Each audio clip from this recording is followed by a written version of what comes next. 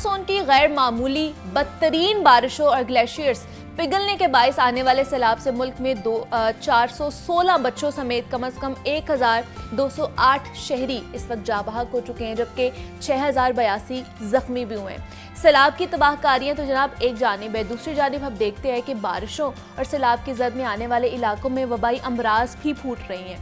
तो एक अंदाजे के मुताबिक 50 लाख अफराद मुख्तलिफ बीमारियों की लपेट में हैं, जिसको देखते हुए तिब्बी माहिरीन ने खबरदार किया है कि मुतासरा इलाकों में 1 अरब रुपए से जायद मालियत की अद्वियात की फौरी ज़रूरत है। और शदीद बारिशों की वजह से कौन कौन से वबाई अमराज फैल सकते हैं, इन बीमारियों की अलामात क्या हो सकती हैं और ये अलामात जाहिर होने पर हमें क्या क्या किया जाना चाहिए और इन अमराज से हम कैसे महफूज रह सकते हैं, इस पर बात करेंगे। हमारे साथ इस वक्त मौजूद हैं प्रोफेसर डॉक्टर फौजिया ताहिर हैं, जो कि पैथोलॉजिस्ट हैं। डॉक्टर साहिबा, मैं आपको वेलकम कहती हूँ जागो लाहौर में। कैसी हैं आप?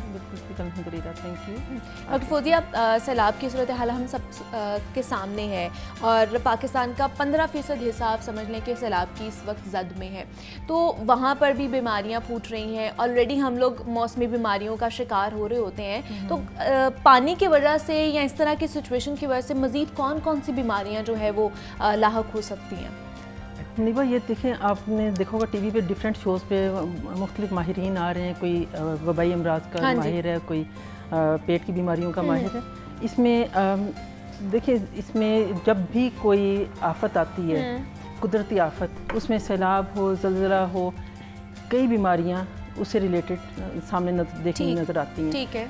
अभी हमें तो ये देखना है कि हुकूमत ने क्या इक़दाम किए जबकि सैलाब नहीं था।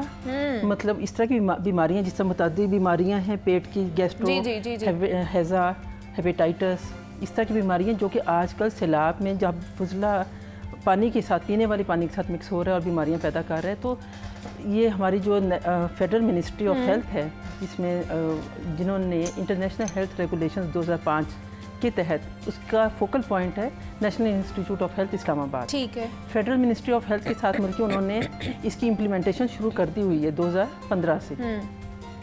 और क्योंकि इस्लामाबाद उनका फोकल पॉइंट है as far as the international health regulation 2005 is concern, और पाकिस्तान, पंजाब में मैं उनकी फोकल पर्सन हूँ। तो हमने इसको डिजीज़ सर्वेलेंस सिस्टम के तहत विब्रियो कॉलरा को, जो कि आपने देखा होगा अगर आप फॉलो कर रही हैं इस चीज़ को, तो फरवरी मार्च में और इस साल के ही शुरू में बलोचिस्तान में, KPK में वबा फैल गई थी हैज़ा की।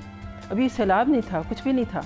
तो उस वक्त WHO ने अपना, और नेशनल इंस्टीट्यूट ऑफ हेल्थ जो कौमी इदारे से है, उसने तभी एक्टिवली काम शुरू कर दिया था सर्विलेंस का। ठीक है। और उसके लिए वेब लिंक्ड सिस्टम इस्टेब्लिश कर दिया था।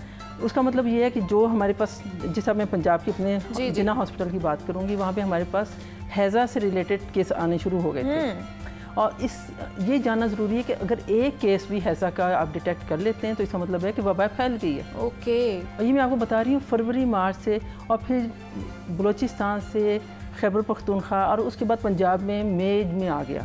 ओके। डॉक्टर पालिथा माहिपाला, जो इनके WHO के हमारे कंट्री रिप्रेजेंटेटिव हैं, उन्होंने जिना हॉस्पिटल में विज़िट किया। उन्होंने वहाँ पे सारे फोकल पॉइंट्स के, सेंटिनल पॉइंट्स के लोगों को मेरे पास बुलाया। अच्छा। We had a meeting for good 2 hours, जिसमें ये देखा था कि पानी की सोर्स कहाँ से आ रही है, कहाँ से फैल रही है। अब वो देखें, जो चीज़ मई में था, जून में था, और अब जुलाई के एंड में सैलाब आ गए।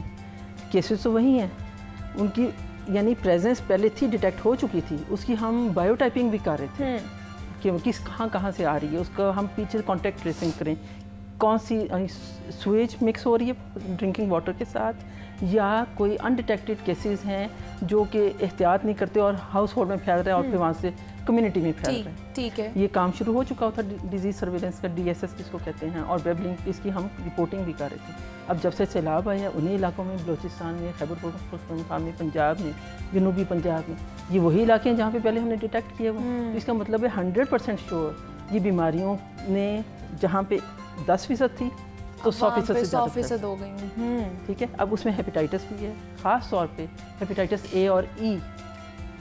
उसकी क्या सिग्निफिकेंस है कि ये आलूदा फुजला से जो आलूदा पानी है वो जब पीने वाले पानी के साथ मिक्स होता है और जिस्म में जाता है तो वो हेपेटाइटिस, मतलब जितना भी कंटामिनेटेड पानी है अगर आप वो पी लेंगे तो उससे ये तमाम तर। लेकिन वहाँ पे अगर जनूबी पंजाब की ही डॉक्टर फौजिया बात की जाए तो वहाँ पर अभी भी पानी है, क्योंकि डिसल्टिंग तो नहीं हुई है, पानी अभी भी वहाँ पे खड़ा हुआ है, तो मलेरिया, डेंगू और इस तरह के अमराज और ज़्यादा फैलेंगे।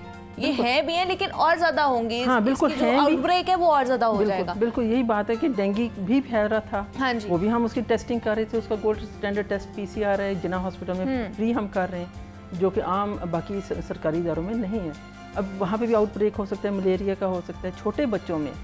अब ख़ास तौर पे छोटे बच्चे और हामला ख़वातीन, उनके लिए बहुत इंपॉर्टेंट चीज़ है हेपेटाइटिस A। इसकी वैक्सीन है, जहाँ लोग अफेक्टेड नहीं वहाँ पे ज़रूर लगानी चाहिए। खास तौर पर जो हामला ख़वातीन की आपने बात की है, इसकी तो सोशल मीडिया पे भी आपने बहुत ज़्यादा देखी होगी कि कितनी ज़्यादा एक्सपेक्टेड ख़वातीन है वो इस वजह से अफेक्ट हो रही हैं। तो उनको किस तरह की जो है बीमारियां लाहक हो सकती हैं, खासतौर पर आलूदा पानी की वजह से, क्योंकि वहाँ पर तो आलूदा पानी ही है और जाने अनजाने में उन्होंने वही पीना है सर्वाइव करने के लिए। जब तक उनके पास इमदाद नहीं पहुँचती उन्होंने वही पीना है। उसके लिए मुनीबा ये देखेंगे, कर सकते हैं जहाँ पे रज़ाकाराना तौर पर लोग कर रहे हैं वहाँ पे आप पानी उबलवा लें। जहाँ इतनी देगें पक रही हैं उसमें पानी, एक देग जो है उबलते हुए पानी की जिसको ठंडा कर लें और उससे फिल्टर हो सकता है या नहीं हो सकता।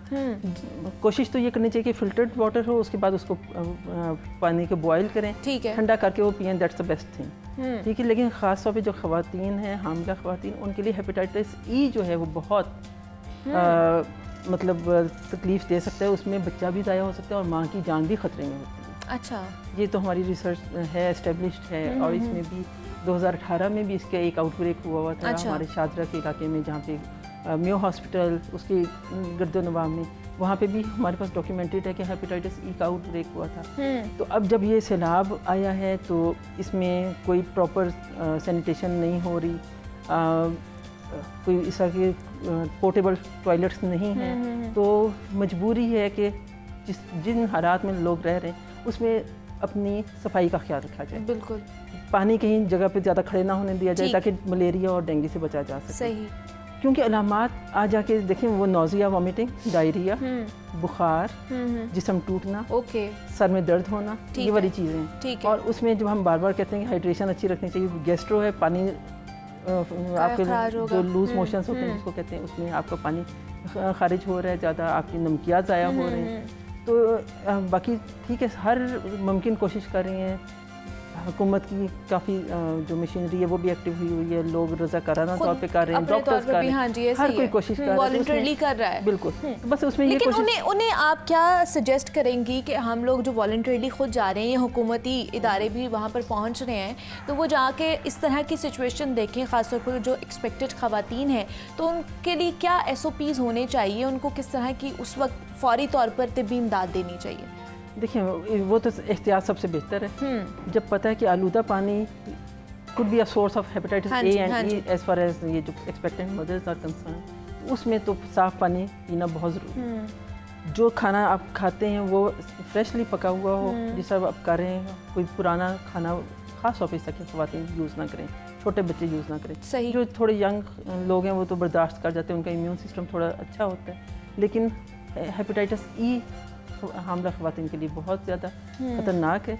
इसलिए उनको पानी, साफ़ पानी और खाना अच्छा वो ज़रूरी है। और जहाँ पे फुजला जात होते हैं, कोशिश करें कि वहाँ से जो ड्रिंकिंग वाटर आगे पीछे के, वहाँ पे नलके का पानी ना पिया जाए।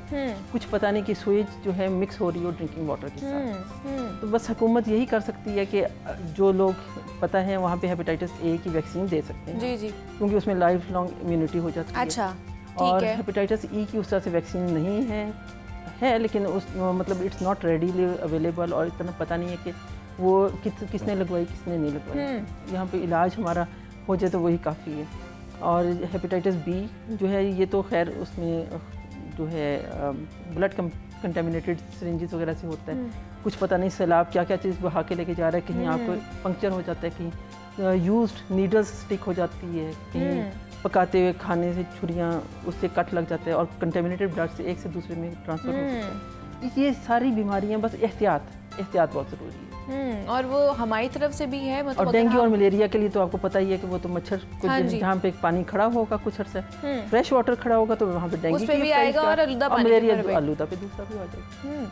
ये तो वो सैलाब ज़दगान इलाकों की हम बात करते हैं ना, हमारे यहाँ पर भी आप अगर लाहौर की बात करें या लाहौर में भी देखें तो हमारा जो पानी घर में आता है टैप वाटर वो भी कंटेमिनेटेड होता है, वो भी साफ़ पानी हमें नहीं मिलता है, तो उससे भी तो बहुत सारी बीमारियाँ फैल सकती हैं। बिल्कुल फैल सकती हैं, इसलिए देखें जहाँ पे क्लोरिनेशन इंपॉर्टेंट है वहाँ पे लोग क्लोरिनेशन कर हाँ सकते जी। हैं। फ़िल्टर करना, आम फ़िल्टर मिल जाते हैं आपको मार्केट में। अगर कोई बहुत ज़्यादा अफोर्ड नहीं कर सकता कि हम जो है मिनरल वाटर यूज़ करें